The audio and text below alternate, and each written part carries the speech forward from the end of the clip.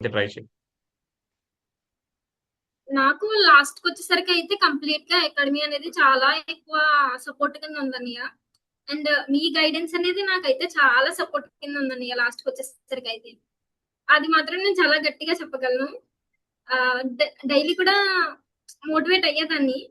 So, ఆ short notes ఇదంతా కూడా నాకు ఒక పర్ఫెక్ట్‌గా ఆహ్, అంటే ఒక క్లియర్ క్లియర్ కట్ ప్లాన్‌లా ఉండేది లాస్ట్‌కొచ్చేసరికి. అంటే స్ట్రెస్ ఎక్కువైపోద్ది కదండీ లాస్ట్‌కొచ్చేసరికి.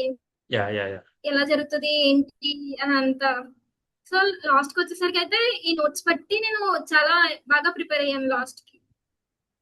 లాస్ట్ 1, 2 మంత్స్ నుంచి చాలా ఆహ్, ఇందులో పేపర్స్ అవి చేసేదాన్ని. అలాగే నోట్స్ అది మీరు చెప్పిన నోట్స్ అంతా కూడా నేను ప్రిపేర్ చేసుకున్న నోట్స్ మీరు ప్రిపేర్ చేసుకున్న నోట్స్ పక్కన పెట్టుకొని సో, అన్నిటిని చదువుకుంటూ ఈ పేపర్స్ చేసేదాన్ని. యాహ్! ఎగ్జాక్ట్‌లీ. సో, అలాగే లాస్ట్ అది ప్రీవియస్ క్వెషన్ పేపర్స్ అయితే లాస్ట్‌కొచ్చేసరికి చాలా బెనిఫిట్‌గా అనిపించినియి అన్నయ్య నాకైతే.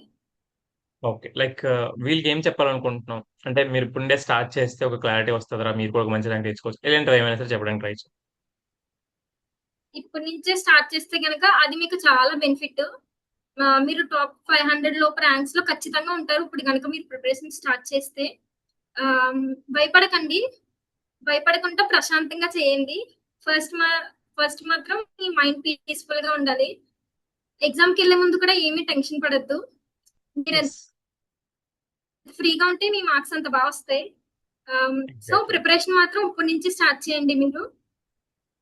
అండ్ అలాగే మీ కోర్ మీద కొంచెం ఎక్కువ కాన్సంట్రేట్ చేయండి.